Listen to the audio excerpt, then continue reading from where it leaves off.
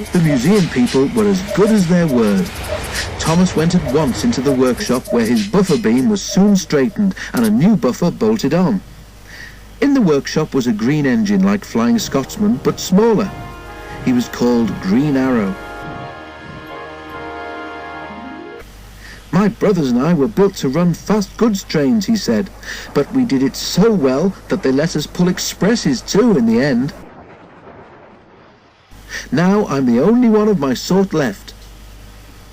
Green Arrow was so friendly that when Thomas was mended, he was sorry to leave him. But back at the great railway show, he was thrilled to see instead one of Stepney's brothers, Boxhill, an engine he remembered from the old days. Thomas was moved to a special position. There's no doubt about it, said his driver. You're a star attraction. Is that being a credit to the Fat Controller? Asked Thomas. He was anxious to make up for the parking ticket.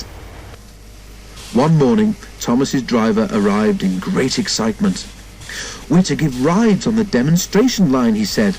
Thomas was delighted. The 3 demonstration lines were different sizes. One was narrower than Thomas's, and the third was used by a very wide engine called Iron Duke. This is broad gauge, he explained. The Great Western Railway used it until about 100 years ago. Thomas wondered if Duck knew about broad gauge. It would be nice to tell him something about the Great Western, he thought. The engines had to take great care because of the many visitors. Thomas was anxious. Some people were not as careful as they should have been. Thomas had never seen such crowds. We must watch out, he told his driver. What would happen if a child got onto the line? Don't you worry, Thomas, replied the driver. There are plenty of good, strong barriers, and we'll take care. But Thomas did worry. He was afraid that in an emergency he might not be able to stop soon enough. Next morning, Thomas felt better. The sun was shining and he was looking forward to talking to Iron Duke again. He chunted happily backwards and forwards along the demonstration line all day.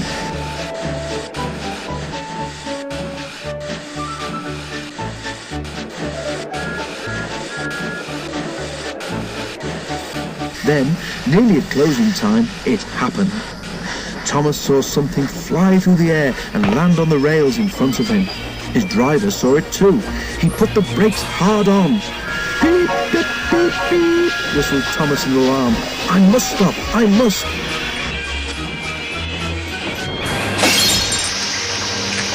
Sandwiches and crisps flew in all directions, while pop from a broken bottle fizzed over Thomas's wheels.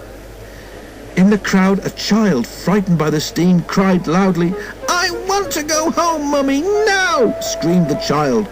You noisy great engine, shouted his mother, waving her fist at Thomas. I'm going to see the manager. Oh dear, thought Thomas. That's not the way to be a credit to the Fat Controller. You did very well, comforted his driver. Thank goodness it was only a lunch pack and not a child on the line. The fireman was inspecting Thomas. Hey, look at this, he shouted. The driver went to see. You damaged your brakes when you stopped suddenly, he told Thomas. No more work until they're fixed, I'm afraid. Never mind. If the people here today have learned that engines can't stop at once, that's a good thing. Thomas hoped they had.